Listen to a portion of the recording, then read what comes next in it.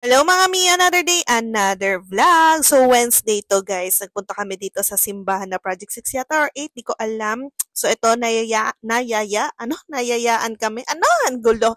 Naimbitahan si Mami Yuki nyo, itong mga aking mga hipag at bayaw, ayan, dito sa simbahan para bihisan si Papa Jesus. Tignan nyo, naglalapot na si Mami Yuki nyo. Kaya dala-dala ko tong aking mini portable fan na di-charge lang kahit sa kotse pwede nyo siyang i-charge. And in fairness, ang laking tulong.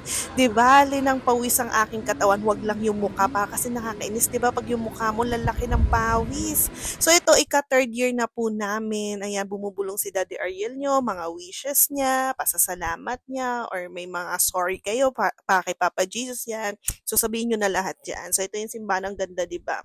Tapos ito si Mahal na Nazareno, dyan din ako nagpe-pray sa kanya. At talagang kahit hindi ako talaga super deboto, talagang lahat ng pinagdadasal ko kay Papa Nazareno talagang natutupad niya. So sila po yung nag-aayos talaga dito. Taon-taon na yan mula sa Papa ni Ate Marge hanggang naipasa na sa kanya. So naimbitahan kami, ikatlong taon na namin kaya sobrang blessed namin na nakakasama kami sa ganito. Nahuli na nga lang kami kaya hindi na namin siya nalinisan at nabihisan. Medyo na-late si Mami Yuki niyo pero next year hindi na ako magiging late. So ito ipapasok na si Papa Jesus dun sa loob.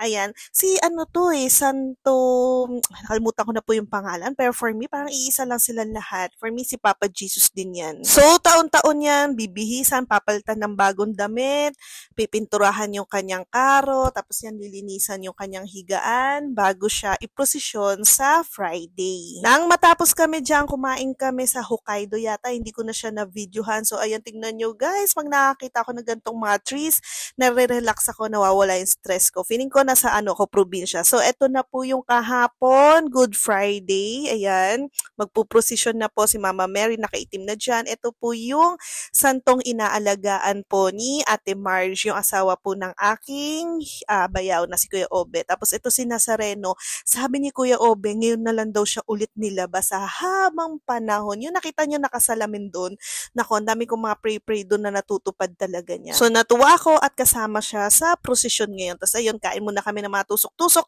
habang hinihintay namin na mag-umpisa na tong prosesyon namin. Ayan, si Kuya Obe, kapatid po yan ni Daddy Ariel nyo. So siya na yun namamahala dyan. Simula po nang namayapa na po yung papa po ng asawa niya. So siya na po at si Ate Marge ang nag-iintindi dito.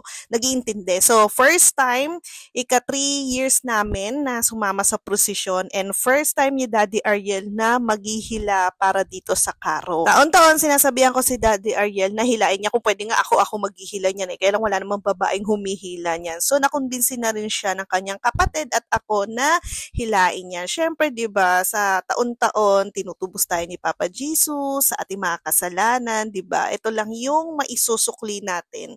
Yan lang yung sacrifice na maibabalik ni Daddy Ariel nyo. Tapos sabi nila kapag may mga wishes kayo, may hiling kayo, may prayers kayo, ganon, maganda rin daw yung ganyan humahatak, sabi nila. Pero kami, um, hindi naman kami umaasa ng kapalit eh, 'di ba? Siyempre kasama na 'yon yung magdadasal ka, magwi-wish ka, magso-sorry ka sa lahat ng iyong kasalanan na nagagawa, 'di ba?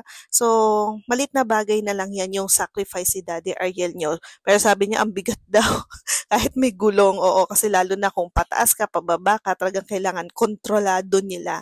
Kasi parang sila din yung break after niyan, mga siguro 30 minutes, 40 minutes sa pagod na si Daddy Ariel niya, nakipagpalitan na siya. Kasi nga, nabigla din si Daddy Ariel niya, nanghihina daw tuhod niya kung hindi daw siya makikipagpalitan, baka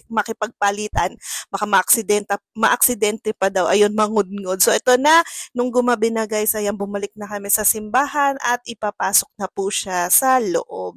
Tapos pipila-pila na po yung mga tao, pero bago yon, isa-isa yung mga santo, ibe-bless ng holy water, pati yung sumama sa prosesyon, ayan, ibe-bless din tayo niyan. So, pasensya na mga miha, guys, Ma'am Shi, kung medyo bulol-bulol yung ating pag-voice over, napaka-busy ko talaga, kaya tinatamad na akong i-edit pa siya. So, intindihin nyo na lang. So, ayan, papasok na siya, tinatakpan po yung mga bulaklak para hindi muna siya makuha ng mga tao. Pag nasa harapan na po yan, ilalagay po lahat yan, bubunutin lahat yan yung nasa karo. Kasi may paniniwala, di ba? Parang may swerte or may something do sa bulaklak na kasama ni Papa Jesus dyan. So, ilalatag lahat yan, lahat pipila para makakuha ng isa-isa tapos makahipo sa kanya at makapagdasal. Sobrang sarap talaga sa pakiramdam pakiramdam guys kahit sobrang pagod ka, nainitan, naliligo ka sa pawis, iba pa rin yung pakiramdam na makapag-serve ka sa kanya, konting sakripisyo, 'di ba?